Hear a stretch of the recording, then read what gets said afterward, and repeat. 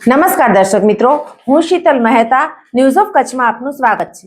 જોઈએ આજના સમાચાર।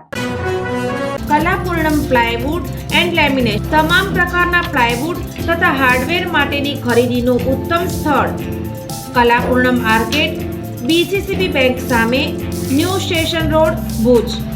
કેતુ મહેતા 9408619451।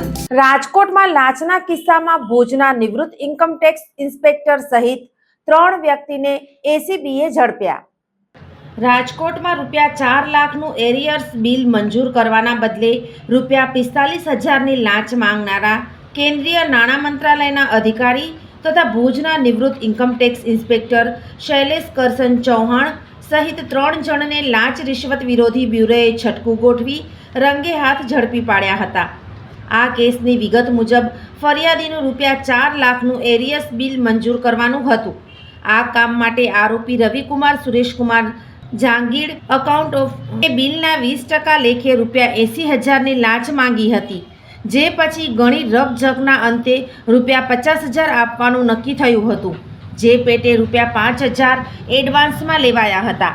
બાકીના રૂપિયા 45,000 તારીખ 30/1ના આપવાનું નક્કી થયું હતું।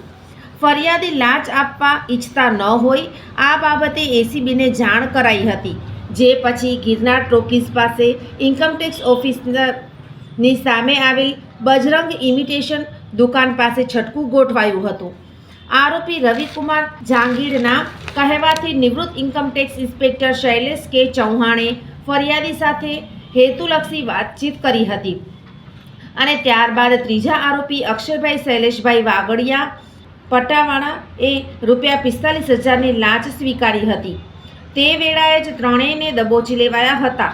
મદદનીશ નિયામક જેડી મેવાડના સુપરવિઝનમાં પોલીસ ઇન્સ્પેક્ટર આર સોલંકી અને તેમની ટીમે છટકું ગોઠવ્યું હતું। પકડાયેલા ત્રણેય આરોપીઓ સામે એસીબીએ ગુનો નોંધી આગળની તપાસ હાથ ધરી છે। દર્શક મિત્રો, આજે તારીખ 31 જાન્યુઆરી 2026 આ હતા આજના સમાચાર। આવતીકાલે ફરી મળીશું, ત્યાં સુધી મને રજા આપશો। નમસ્કાર।